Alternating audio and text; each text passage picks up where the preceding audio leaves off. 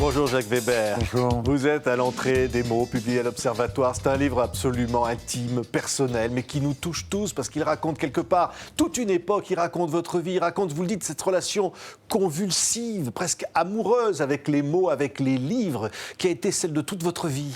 Oui, c'est une chance. C'est une éditrice qui m'a demandé de raconter les livres qui avaient jalonné ma vie. Donc forcément, à un moment, on tombe sur des traversées d'époque, et par les livres, et par les moments où on les a lus. Et puis, ce qui m'a vraiment intéressé dans cet exercice, c'est que moi, j'ai eu la chance, le privilège extraordinaire de jouer certains des très grands rôles de la littérature, qu'il s'agisse de Monte Cristo, de Bellamy, dont je parle beaucoup, et de Crime et Châtiment, mais aussi des lectures de Malcolm Lowry et de Marguerite Duras en scène, ou de Jack London. Bref, tous les textes dont je parle sont vus sous deux prismes différents, celui un petit peu lointain, ou plutôt intime, dans le silence de la littérature qui unit le lecteur et le texte, et puis celui beaucoup plus baroque, fantaisiste, sauvage, qu'il y a toujours dans le travail de laboureur, de l'acteur, d'un acteur et son rôle, d'un acteur et son texte. En fait, on se rend très vite compte qu'il faut faire très attention à la notion de rôle. Un rôle, on ne peut pas prétendre être Monte Cristo. Oui. On peut prétendre être un autre qui ressemble un peu à Monte Cristo et un peu à soi-même, et qui, à partir du respect profond d'un texte. Oui, vous dites, finalement, en y repensant aujourd'hui, je me demande si l'acteur que je suis devenu n'est pas en fait un vieux petit garçon qui revient tous les soirs pour être consolé, celui à qui on prend des larmes et qui est content de les donner. Oui, peut-être, c'est sans doute ça. Vous savez, on a tous, que ce soit les auteurs, les acteurs, et dans n'importe quel corps de métier, il y a quand même une nostalgie plus ou moins appuyée, plus ou moins forte ou excessive de l'enfance, c'est évident. Et moi, j'ai un souvenir très marquant dans mon enfance, ce sont les faux-nés, petits et gros de Orson Welles. Cet énorme personnage qui avait d'abord l'air d'un Père Noël, donc qui me renvoyait toujours à l'enfance, mais en même temps, dans la puissance qu'il avait, me faisait penser à l'avenir que je voulais un jour avoir. Moi, j'avais paraphrasé Hugo, je disais, je veux être Orson Welles ou rien. Et j'ai remarqué qu'il y avait quelque chose de très... Il y a d'abord le fameux Rosebud qui parle, alors on ne peut plus de l'enfance par rapport au faux succès, au succès extrêmement ambigu de Citizen Kane, écrit à 24 ans, mais il y a aussi cette façon fascinée qu'il avait de foutre toujours un masque. Et c'était toujours un faux nez. Et j'ai trouvé ça très touchant, très enfantin. Finalement, comme un gamin, quoi, au fond. Comme un gamin, le monde de l'enfance. Parce que là, ce qui va dans ce livre, ce qui est frappant, c'est qu'au fond, vous dites, je retrouve tous ces livres comme un enfant. Oui. Comme finalement, je construis une enfance. Oui, mais je crois que ce qui est important, c'est alors, ce qui est vraiment marrant, c'est qu'on se gourre quand on est enfant. Quand on lit les premiers livres, d'abord, on lit des merdes absolument invraisemblables. C'est ce que j'essaie de raconter. Vous dites des livres obligatoires d'école, d'ailleurs. Vous détestez ça. Ou alors des livres intégristes et religieux, parce que moi, j'étais chez les cathos, donc on avait droit à des livres absolument épouvantables, qui étaient aussi à droite que la vente d'aspect de la France à la sortie des églises. Enfin, c'était terrifiant. Et puis, petit à petit, mais je ne renie pas ça, car ces espèces de héros que j'ai aimés, qui étaient pourtant des falsifications absolument effrayantes, m'ont constitué aussi.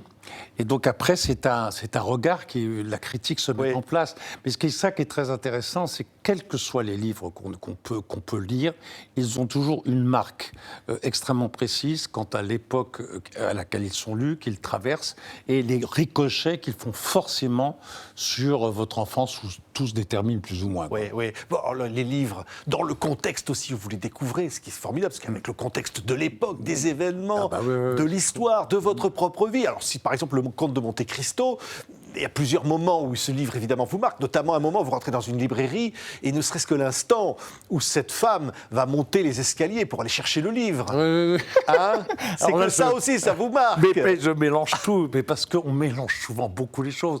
Alors même qu'on a tendance... On va dire, vous regardez un peu ses cuisses. Oui, carrément, je bande. Mais c'est vrai. Je bande. Non, mais c'est vrai. Mais c'est sensuel, en fait, évidemment, votre rapport au livre. Je suis avec mon papa. Mon papa veut absolument absolument m'aider à découvrir la bonne lecture, la bonne littérature. Mais il y a un étage pour les enfants, déjà c'est un petit peu énervant. Et il y a un étage aussi pour les très beaux livres, ça c'est bien. Ça fait partie de la sensualité, les très beaux livres. Et puis il y a cet escalier. Et puis cette femme commence à monter l'escalier.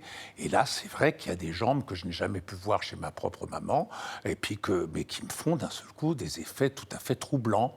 J'allais pas dire des effets secondaires, j'allais dire plutôt des effets extrêmement primaires qui se situent un peu dans le ventre. On se dit, mais qu'est-ce qui m'arrive? Et j'avais les mêmes effets que ma première maîtresse d'école. Ouais. Et tout ça, c'est dans le livre, évidemment. Et c'est associé. Mais parce que c'est très important. Et c'est associé à des romans, c'est associé à des couvertures. Alors vous dites à un moment, la réalité est parcellaire, elle nous ment comme elle respire de plus en plus mal. Comme les grands romans, l'acteur reste un pitre qui dit vrai. Oui, je crois qu'on a besoin de ça.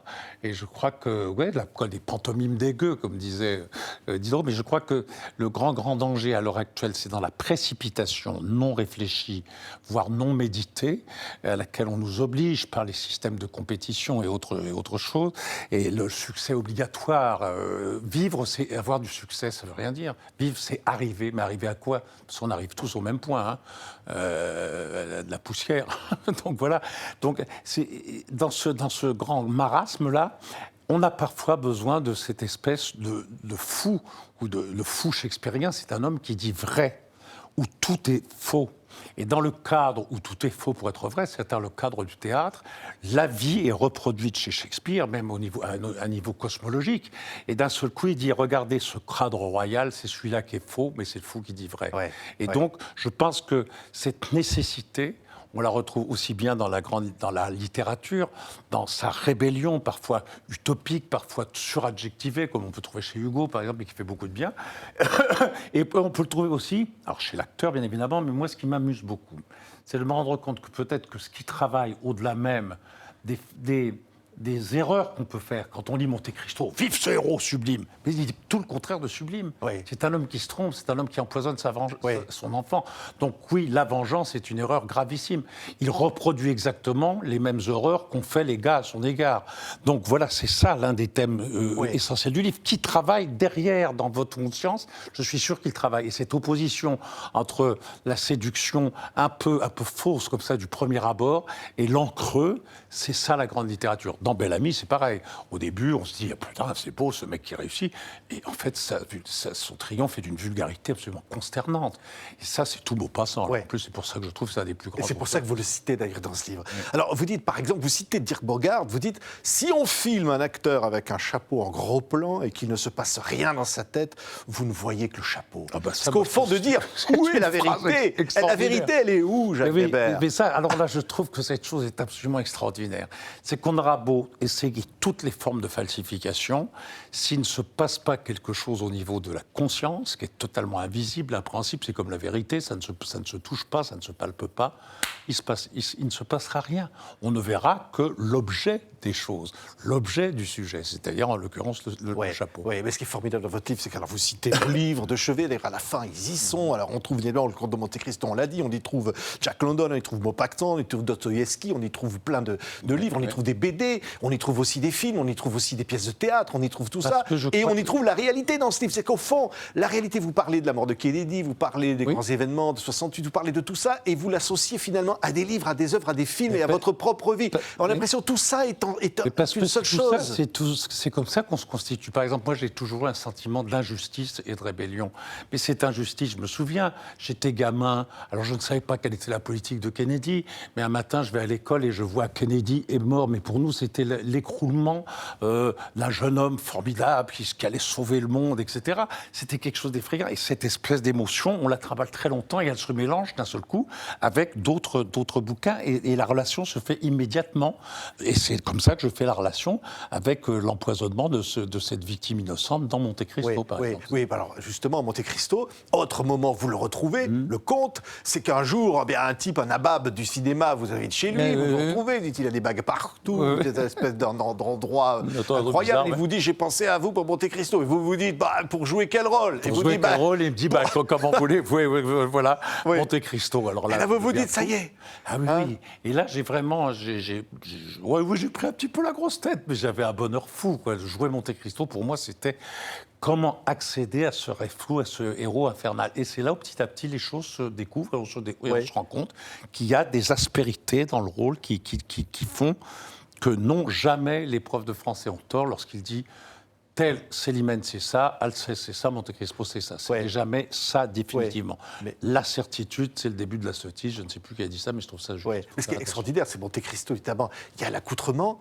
Et alors là, vous citez Laurence Olivier qui dit « J'aborde mes rôles par la périphérie, les chaussures et les cravates ». Quel plaisir de parler avec quelqu'un qui vous parle de votre livre, qui l'a lu, qui l'a vraiment lu. Mais ça, c'est extraordinaire. C'était qu'à un moment donné, c'est qui Monte extraordinaire. Cristo? C'est le costume ou c'est l'être qui est à l'intérieur? Tout participe. Je vais même dire que dans la perception que vous avez, quelque grand acteur que ce soit, il y a l'écriture du texte, il y a la cravate, la chaussure, la chaussette, mais il y a aussi la mise en scène, le rythme dans lequel il est inscrit son partenaire. Bref, je veux dire qu'on ne fait jamais les choses seul. Contrairement à ce qu'on nous indique à l'éducation nationale, ce n'est pas une compétition, c'est une sociabilisation permanente, la création. Sinon, ça ne se fait pas. Il n'y a rien qui s'est fait tout seul, pas une découverte scientifique n'est le fait d'un seul homme. Pasteur n'était pas tout seul, c'est faux. Le hasard était solitaire, mais pas Pasteur. Oui, on voit un rideau derrière vous, là, Jacques Weber. Quand vous dites votre titre, c'est l'entrée des mots. On a l'impression que le rideau va s'ouvrir et les mots vont faire leur entrée. C'est ça le rôle du... Oui. C'est les mots qui rentrent sur scène. Mais les mots avec... J'ai beaucoup aimé, c'est quelqu'un qui m'a soufflé ce titre, une grande femme de lettres, et j'ai beaucoup aimé ce titre parce que à l'entrée, on est incertain, en même temps on est sûr du lieu où l'on va, derrière une porte, et puis c'est en même temps incertain, ça tremble, on a le trac, et les mots c'est ça. Il y a et l'incertitude, et le frémissement, et la passion, et le sens. Et ça, c'est ce qui est... Et c'est un acteur, c'est sa charge. Il doit se débrouiller avec ce matériel-là, quoi. Merci, Jacques Weber. Ça s'appelle L'entrée des mots aux éditions de l'Observatoire. Quel bonheur. Quel bonheur aussi d'avoir un lecteur aussi précis et un vrai lecteur. Allez, voilà. Les mots ont la parole, j'allais dire. Allez, Jacques Weber, merci.